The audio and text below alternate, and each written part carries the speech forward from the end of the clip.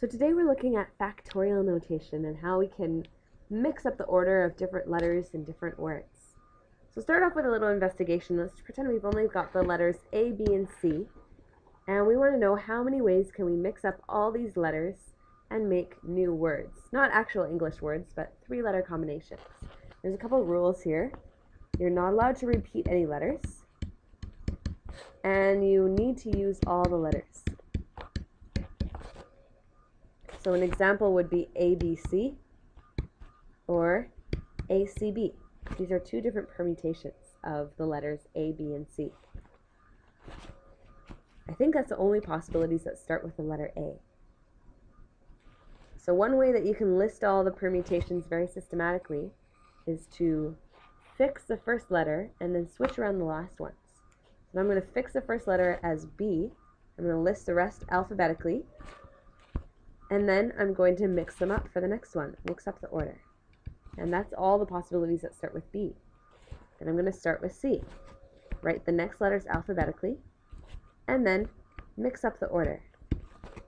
And that way, since I've done it systematically, I know I've covered all the possibilities. So there's 6 different permutations. Now, one way that we can know for sure that we found the answer correctly is to check using another method. So we could use the fundamental counting principle that we learned last class. There's 3 different spaces. We want to know how many different options do we have for the first letter, how many different options do we have for the second letter, and how many different options do we have for the third letter. So we've got 3 options for the first one, but after we've chosen the first one, we've only got 2 options left because we've already chosen one of the letters. So we can't repeat any letters, so that's why it goes 3, 2, 1. So that's how we get 6 permutations using the fundamental counting principle. Now what about if we had all 4 of these letters available? How many possibilities would there be? Well, let's list them out and see. So the first thing I'll do is start with the words that begin with the letter A. And then I'll change the order of the last letters. So I'm going to keep the first 2 letters fixed and just change the order of the last ones. So CD is one possibility, so is DC. That's it. Those are the only 2 possibilities that begin with AB. So now I'll try A with the next letter in the alphabet, AC. First write them alphabetically, and then switch to order. That's it for AC. I'll do AD. The leftover letters are BC. Write them in order first, and then switch them. So those are all the possibilities that begin with the letter A. Now I'll start with the letter B. First write the remaining letters alphabetically, then switch the last 2. That's it for BA. So next one I have is BC. The other letters alphabetically, and then switched. And then I have BD, alphabetically, and then switched. And if we keep going with this pattern, you can see that there's 6 that begin with A, 6 that begin with B. You can probably guess how many there are altogether. Follow the same pattern.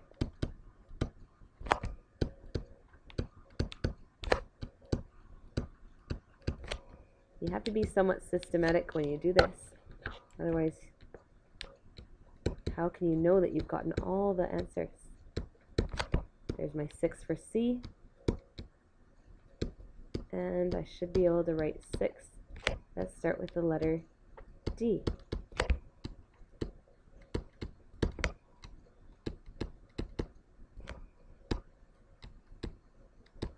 There we go.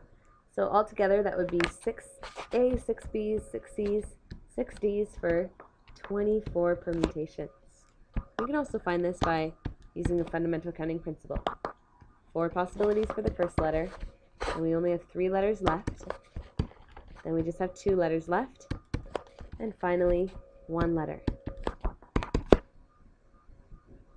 So if there's 5 letters, you can guess that there would be 5 times the previous answer. 5 times 4 times 3 times 2 times 1, or 120 combinations.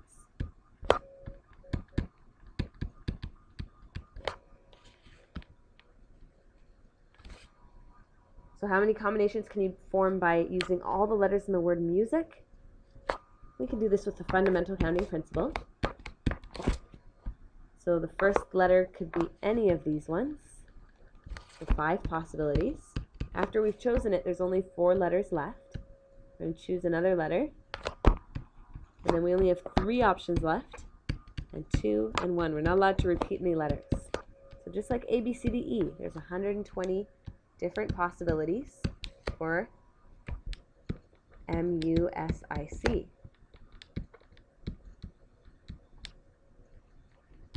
And I would not want to list out all these possibilities. We'll just keep going and going and going. 120 is a long list. So I want a shortcut. Now, we use this sort of terminology so often in permutations that we have a shortcut for it. Instead of having to write 5 times 4 times 3 times 2 times 1, we say 5 factorial.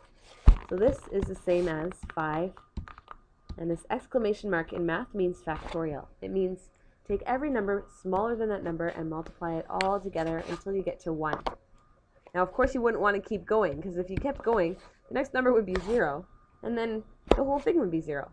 So we don't go into negative numbers. You just stop as soon as you hit the number 1. Now, something really strange is that 0 factorial is equal to 1 just by definition. We're going to see why later this week. So 5 factorial is the same as 5 times 4 times 3 times 2 times 1. 12 factorial means take all the numbers from 12 all the way down to 1 and multiply them all together.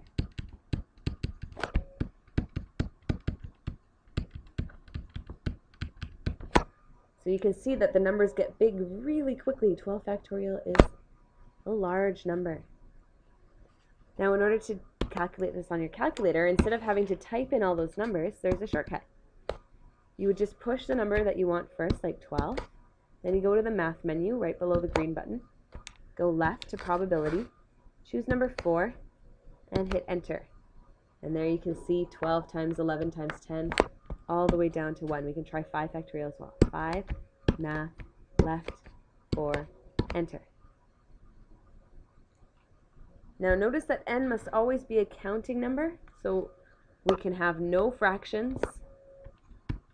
So 5 factorial has no solution. And we cannot have negative answers. Negative 1 factorial also has no solution. Now this is actually only for grade 12.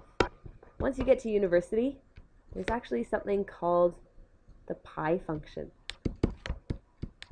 And there's something else called the gamma function, which actually does define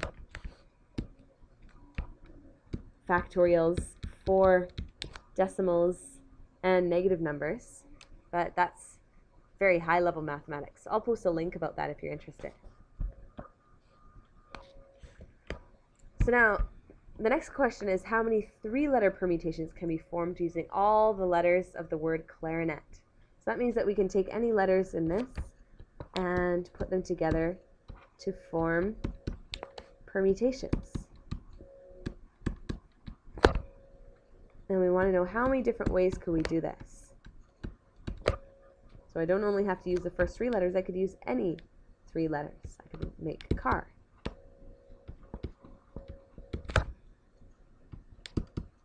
And these don't have to be actual English words. Okay, so if I tried to list them all, you can see that it would take a long time. We can solve a problem like this with the fundamental counting principle. So we've got 3 different possible letters that we're going to choose. How many options do we have for the first letter? Well, there's 1, 2, 3, 4, 5, 6, 7, 8 letters in the word clarinet. So we have 8 options for the first letter. Now, after we've chosen one of the letters, maybe R, then we only have 7 letters left to choose from for the next. So we're not allowed to repeat letters. So the word permutation means no repetition. Okay, so after we chose the second letter, now we only have 6 options left. So the solution is 8 times 7 times 6. There's 336 ways. Now there's also a shortcut for us to write this one. 8 times 7 times 6, we can write this in factorial notation. using 8 factorial, and using division. So you can see that this solution is just a part of 8 factorial, this part here. So if we want just a part of 8 factorial, we need to cancel off the rest of it by dividing by all the numbers that are left over. And you can see on the bottom, 5 times 4 times 3 times 2 times 1 is 5 factorial. So if we take 8 factorial divided by 5 factorial, we also get 336. It's a shorter way to write the answer. 8 factorial over 5 factorial. Okay, so now we can use this to simplify some factorial questions. When you see something like 9 factorial over 6 factorial, we could solve that with a calculator, or we could expand it ourselves.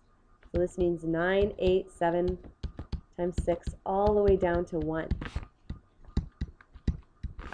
And 6 factorial means 6 times 5 times 4 all the way down to 1.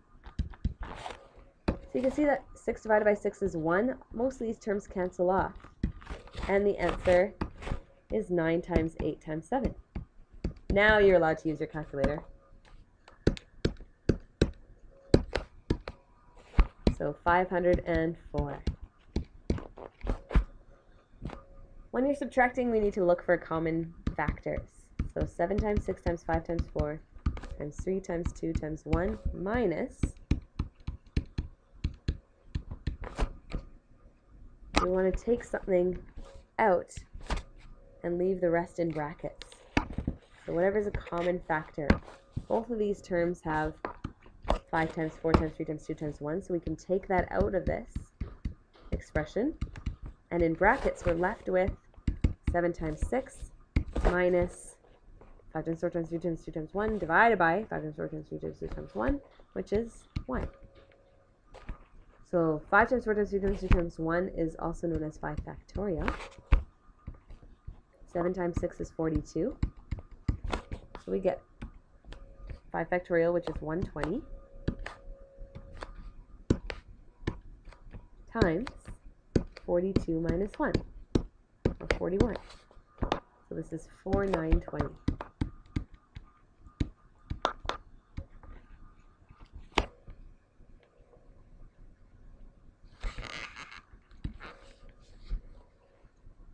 And now on this one, I've got 11 times 10 all the way down to 1.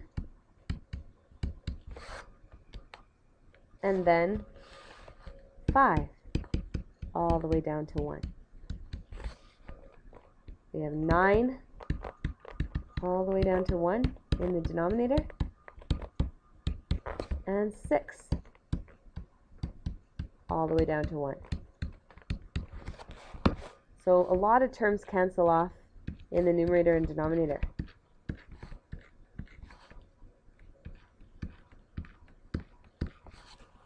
And what's left is 11 and 10 in the numerator, 6 in the denominator. So we get 11 times 10 over 6, and you can leave this in fraction form. It's the same as 55 over 3. So I just canceled off a common factor of 2 from the top and the bottom.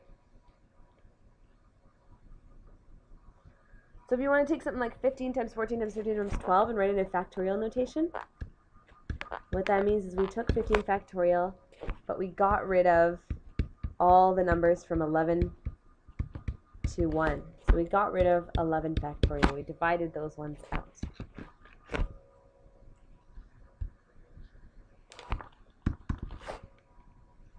Now for some tricky questions.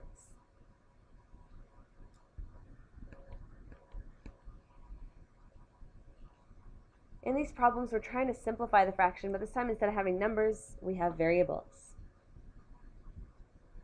So if you get confused with a question like this, you can think about it just with numbers. So let's just say n equals 5. So that would mean that we have 5 plus 2 factorial over 5 minus 1 factorial, which is 7 over 4, which would mean that you have 7 times 6 times 5.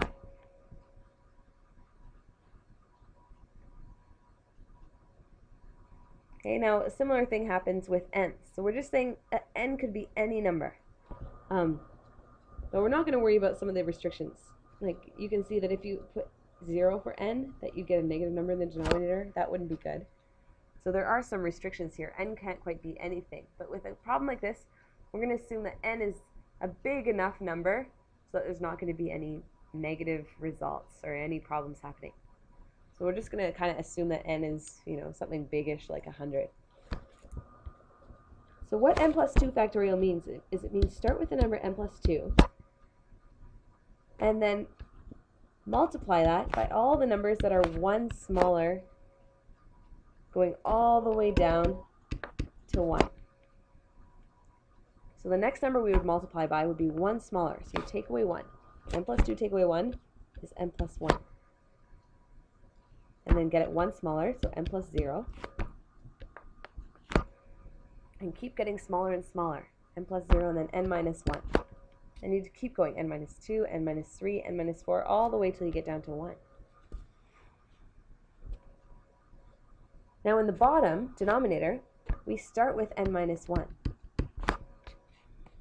And the next one is 1 smaller than n minus 1. So negative 1 minus 1 is negative 2.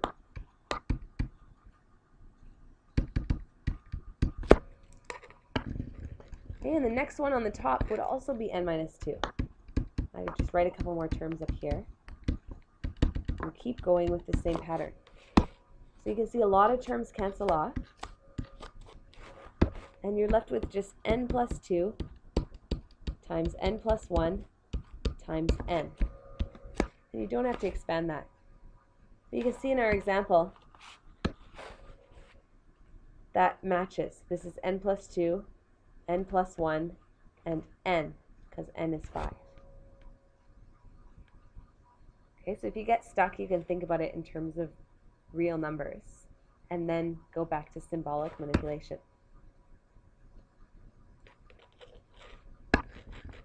Okay, so for part B, I'll do the same thing. When you see n factorial squared, what that means is just n factorial times n factorial. So on the top I have n minus 1 factorial and n plus 1 factorial.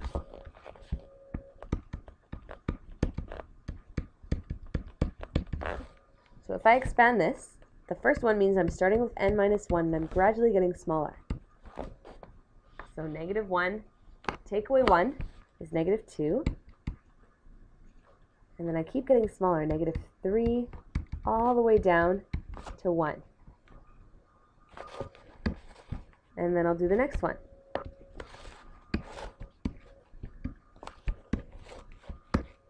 So I start with n plus 1, and I gradually get 1 smaller. So 1 minus 1 is 0. 0 minus 1 is negative 1. Negative 1 minus 1 is negative 2. I keep going all the way till 1.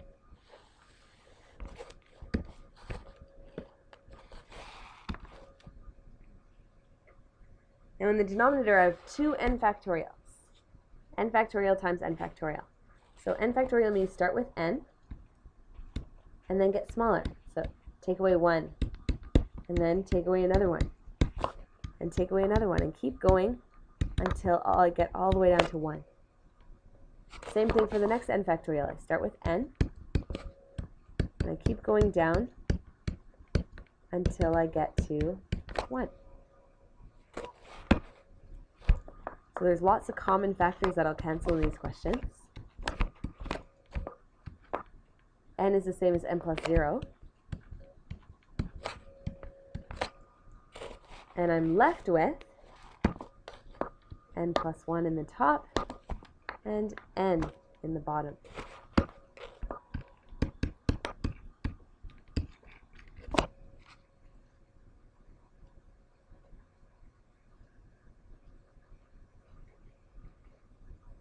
Same thing for the last example. I'll just do that over here. So I start with my 2n minus 1. I'm just going to keep multiplying that until I get all the way down to 1. and then I'll start the next one, which is n plus 1, and I'll keep multiplying that one until I get down to 1. I got 2n plus 1 here. Multiply that by many terms until I get down to 1. And then I start with the n minus 1. Multiply that one all the way down to 1. So the question is, what are the terms that come next? Well, to get from one term to the next, I just have to subtract 1 away from the constant value. So 2n minus 1, take away 1, make it 1 smaller, is 2n minus 2. I keep making the constant value smaller, and that'll give me my next term. Positive 1, 2n plus 1. If I minus 1 from that constant value, then that'll give me my next term. So 1 minus 1 is 0. And then negative 1. And then negative 2. N plus 1, the next term becomes n plus 0. And then n minus 1, n minus 2, so on and so forth. And this one starts with n minus 1. 1 smaller than negative 1 is negative 2, negative 3, so on and so forth. So you can see here that there's some terms that they have in common, like 2n minus 1 and 2n minus 1, 2n minus 2, 2n minus 2. And I didn't write it on the bottom here, but the next term would be 2n minus 3, and then 2n minus 4. So even though I didn't write them, I know that all the next terms are also going to cancel all the way down until I get to 1. Same thing on the right hand side. The first one that matches is minus 1. I didn't keep going up here, but I do know that after negative 1 there's going to be negative 2 and then negative 3 and negative 4, and it's going to keep going. So I'll have many, many, many terms that cancel, leaving me with just 2 terms on the top, 2 terms on the bottom. So on the top I have n plus 1 and n plus 0, which is just n. Now on the bottom I've got 2n plus 1 and 2n plus 0. So I actually have a common factor of n here. The n's can cancel, but not the n plus 1's because there's a 2 in front of the second n plus 1. So in most simplified form this would be n plus 1 over 2, 2n plus 1's.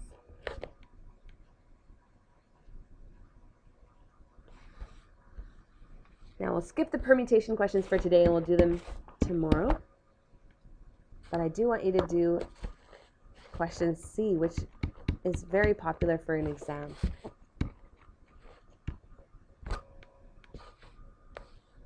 So basically, now we have an equation that we want to solve.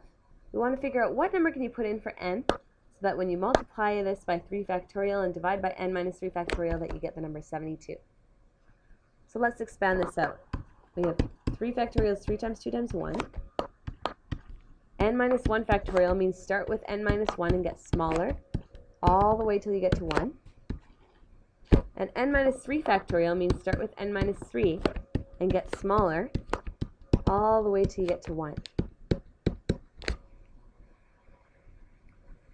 So n minus 1, if we get smaller, the next one is negative 1. Smaller than negative 1 is negative 2, negative 3, negative 4, so on and so forth. 1 smaller than negative 3 is negative 4, negative 5, negative 6. So a lot of things will cancel here. I have n minus 3 on the top and the bottom. And I didn't write it, but the next term would be n minus 5, and then n minus 6. Everything from that point on will cancel. So 3 times 2 times 1 is 6. N minus 1, n minus 2 equals 72. So now I have a quadratic that I need to solve. I'll make everything equal to 0. But first I'm going to divide both sides by 6 so that I don't have to have such big numbers. So that leaves me with n minus 1, n minus 2. 72 divided by 6 is 12. So now if I FOIL out the left-hand side, I get n squared minus 2n minus n plus 2 equals 12. So I'll move the 12 to the other side to make everything equal to 0. n squared minus 3n minus 10 is 0. So now factor it. Two numbers that multiply to 10 are 5 and 2. In order to get negative 3, I need the 5 to be negative, 2 to be positive. So there's two solutions. Either n is negative 2 or n is 5. But remember, we have to reject the negative solutions because we can't have negative 2 factorial unless you're in fourth year university.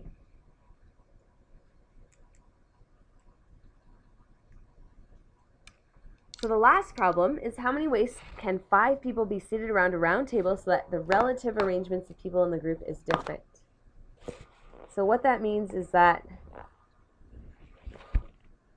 if I have a table with A, B, C, D, and E sitting around it, that's the same as if I just turn the table around, because A has E on his right side and B on his left side, which is still the same as it was before. So this is the same table.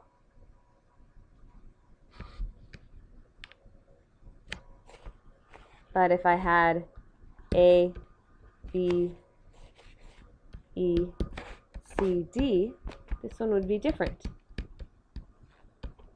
Even though A has the same people on the right and the left, B has different people on the right and the left.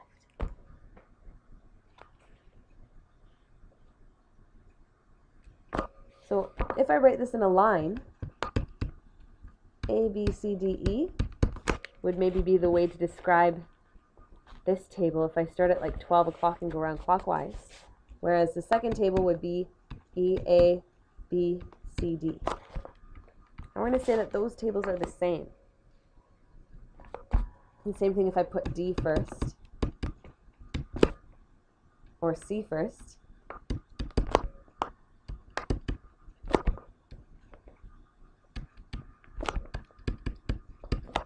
That all of these represent the same table. But if I change the order around and did E, D, C, B, A, this would be a different arrangement from the first set. Okay, because if I drew that one out, E, D, C, B, A, this time E is on the left of A and B is on the right of A. So this is considered different, even though he's sitting beside the same people.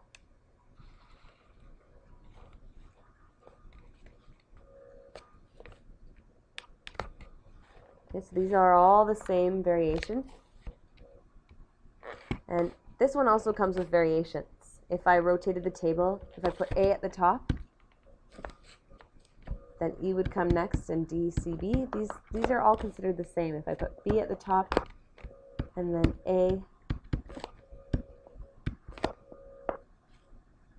C at the top,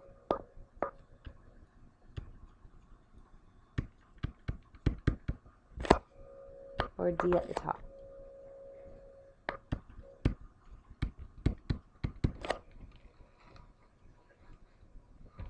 Okay, so for each of the different ways that I can rearrange these 5 letters, there's 5 tables that are all identical. They're all relatively the same.